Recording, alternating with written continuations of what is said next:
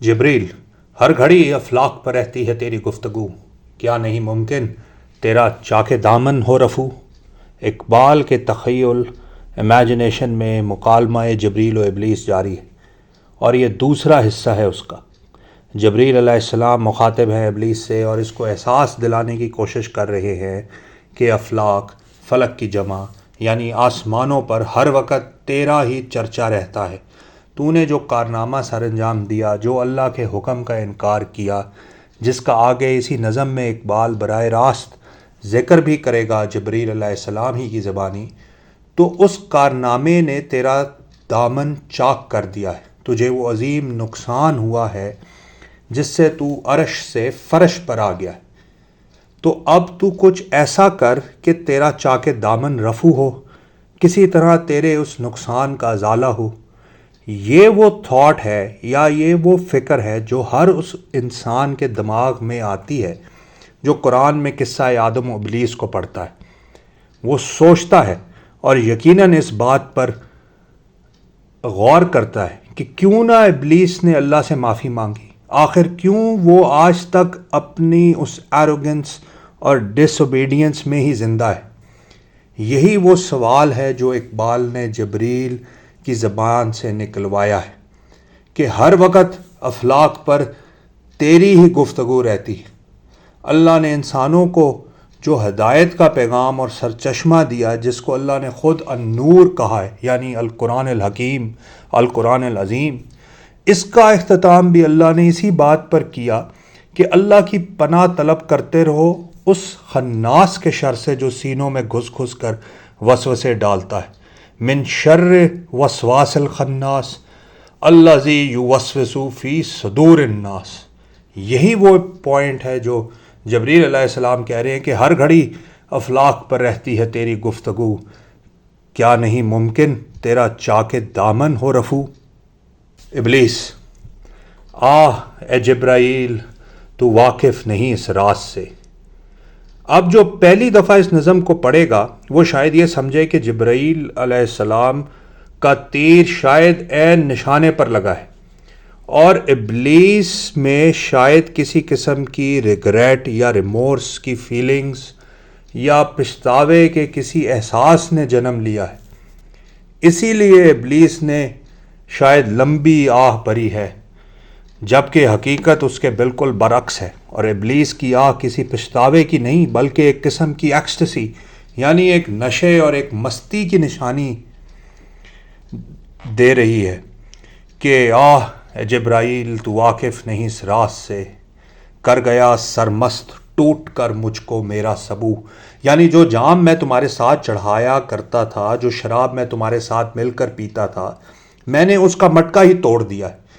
یعنی تمہیں جس شراب کے پینے سے ایکسٹسی اور پلیئر ملتا ہے، مجھ کو اس شراب کے مٹکے کو توڑنے کے عمل نے انٹاکسیکیٹ کر دیا ہے۔ کر گیا سرمست مجھ کو ٹوٹ کر میرا سبو۔ اب یہاں میری گزر ممکن نہیں، کس قدر خاموش ہے یہ عالم بے کاہ کو۔ اب میں اس خاموش جہاں میں واپس نہیں آ سکتا ہے جبرائیل۔ یہاں اقبال ابلیس کی زبان سے اب اس طوفان کا ذکر کرنے والا ہے جس کی کھوج اور تلاش میں ہم ہیں۔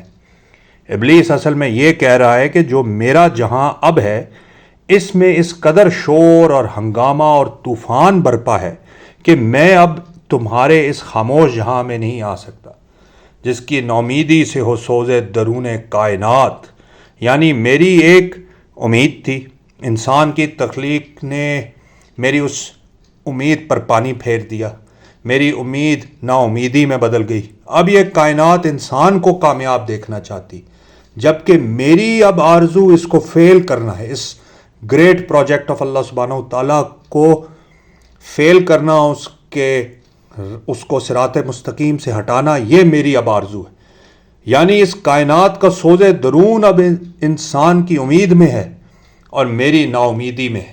اسی کو وہ کہہ رہا ہے کہ جس کی نا امیدی سے ہو سوز درون کائنات، اس کے حق میں تکنا تو اچھا ہے یا لا تکنا تو۔ میں نے آپ کو بتایا تھا کہ قرآن کے بغیر اقبال کو پرکھنا اور سمجھنا مشکل ہو جاتا ہے۔ یہاں بھی ابلیس اپنی نومیدی کے اظہار میں یہ کہہ رہا ہے کہ میری نومیدی کا سکیل اتنا زیادہ ہے کہ سورہ زمر کی آیت نمبر 53 بھی اب مجھے فائدہ نہیں دے سکتی۔ وہ آیت کیا ہے؟ قُلْ يَا عِبَادِيَ الَّذِينَ أَسْرَفُوا عَلَىٰ أَنفُسِهِمْ، اے میرے عبادت کرنے والے لوگوں۔ قل سے شروع ہو رہا ہے، آپ صلی اللہ علیہ وسلم سے مخاطب کیا جا رہا ہے کہ آپ کہہ دیجئے کہ میری عبادت کرنے والے لوگ الذین اسرفوا علی انفسہم، وہ لوگ جنہوں نے اپنے آپ پر، اپنی جانوں پر ظلم کیا ہے، اپنی جانوں پر زیادتی کی ہے۔ لا تقنطوا من رحمت اللہ، نا امید نہ ہو، لا تقنطوا، بالکل نا امید نہ ہو من رحمت اللہ، اللہ کی رحمت سے۔ ان اللہ یغفر الذنوب جمیعا، اللہ تمام کے تمام گناہ یعنی جمع ہوئے ہوئے گناہ معاف کر دے گا۔ انہ ہوا الغفور الرحیم، اللہ ہے ہی الغفور اور الرحیم۔ یعنی میسج انڈر لائن یہ ہے کہ مایوس نہیں ہونا اللہ کی رحمت سے کسی بھی طرح، لا تقنطوا من رحمت اللہ۔ اور ابلیس کہہ رہا ہے کہ میرا چیلنج اصل میں اب زندگی کا، میرا طوفان اب اتنا بڑا ہے، میرے جہاں کا جو طوفان برپا ہے اور جو طوفان میں نے برپا کیا وہ اس قدر عظیم ہے، اس قدر بڑا ہے کہ اب میرا یہاں سے یعنی اپنے جہان سے واپس تمہارے جہان میں جانا اور اللہ کی اس آفر کو قبول کرنا کہ لا تقنطوا من رحمت اللہ کو ایکسیپٹ کرنا اب میرے بس میں نہیں۔ اب یہ کون سا طوفان ہے جس کا ابلیس کو اتنا غرور ہے، جس کا اس کو اتنا شوق ہے یا ذوق ہے؟ اس کو ہم دیکھیں گے اس نظم کے تیسرے اور آخری حصے میں۔